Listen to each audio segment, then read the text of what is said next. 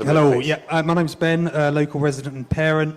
I just wanted to know, how are we going to make sure that our children can enjoy their freedom when there are 600 unvetted young men wandering around the town?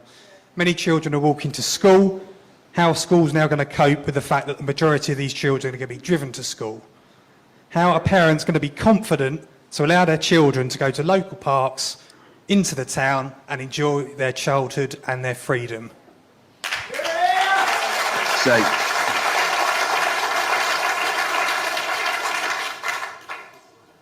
Andrew? So as part of the way that we induct any occupant onto the camp and part of the way that we manage the activities that they do and where they go to, we will try and ensure that when they are off site, they go to places which are not going to be damaging to where any member of the community, let alone young people, want to go to. So we have all of the people that we need to be very clear with asylum seekers where they should and should not go. I completely get that I do not have the ability to restrict where they go, but we have shown in Napier Camp, in Folkestone and in Wethersfield where we can be effective in being very clear about where they should and should not go and how they should behave when they are there. Will know who I am. I'm not sitting up on the stage. I'm a Wealdon District Councillor. I've been to every single public meeting that this town has held, and I know that this town has been reported in the press as being divided. Can we just have a show of hands and some noise in this room to prove that we are not divided about this issue?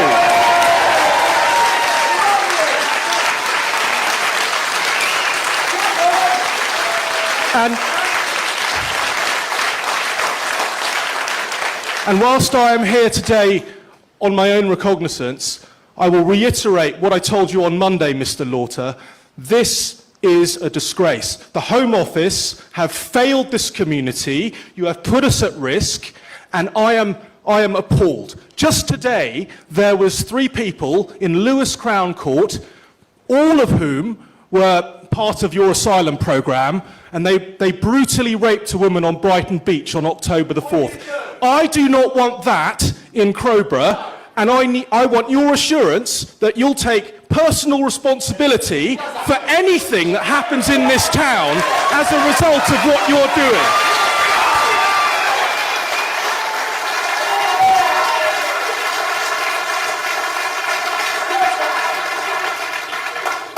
Andrew, it's cases like that that leave the argument you put forward as a very difficult one to uphold, isn't it?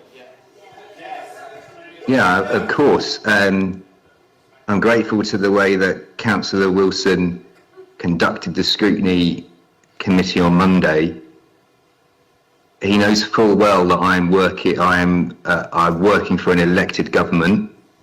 If he wants someone to be held personally accountable, then he should reflect on his own remarks about putting that on me. I want a clear answer from every individual involved here, and I'd love to start with Rachel, if that'd be so bold. Is the welfare of the people of this country more important or less important than these individuals that have come in here illegally or legally? There's a debate, okay, but because I think it's important we all know, so then going forward we can make our decisions when we vote in the local elections, which have been deferred because of Nigel. Don't know why.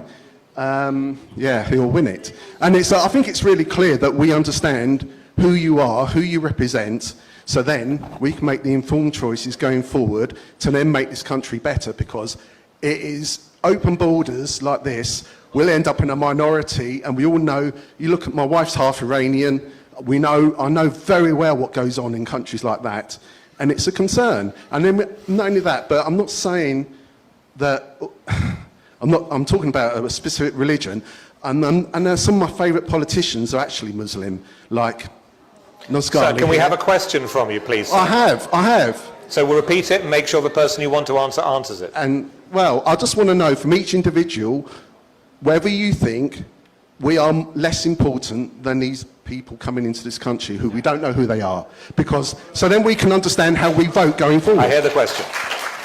Why are the priorities of those people being placed in the asylum more important than those who are resident here? Certainly not. Certainly not.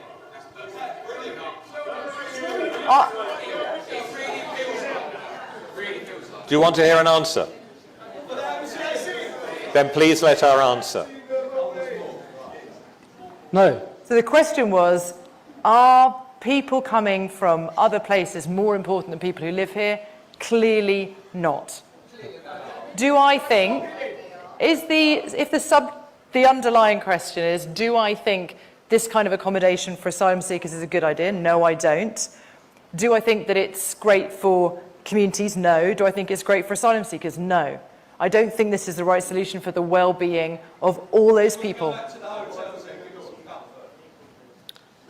This wasn't meant to be a political meeting. If you want me to talk about my political perspective, but that's a very different... That's not where we're going to go with this. And I'll tell you why. And the reason is, this is your opportunity to talk directly to the Home Office. Whether you feel they're answering your questions or not is another matter. Or I hear you, sir. OK, one final question, if we may. Thank you. So just to conclude that one, then, it just appears to every person in this room that you're just running down the clock and not giving us a chance.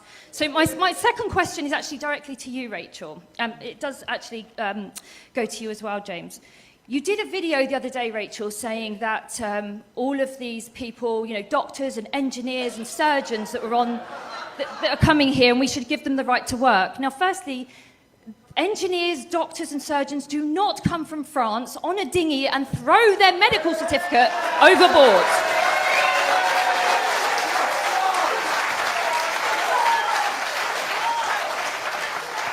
It's very clear to me that you really don't understand the small boat crisis. So therefore, I'm going to say, why don't you resign, both of you, and make way for someone who understands the crisis?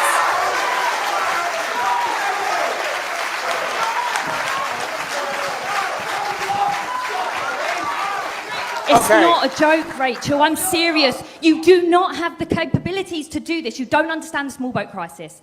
Step down, both of you, and let someone else take lead and actually get us what we need and represent this community, because you don't. So, I appreciate your questions.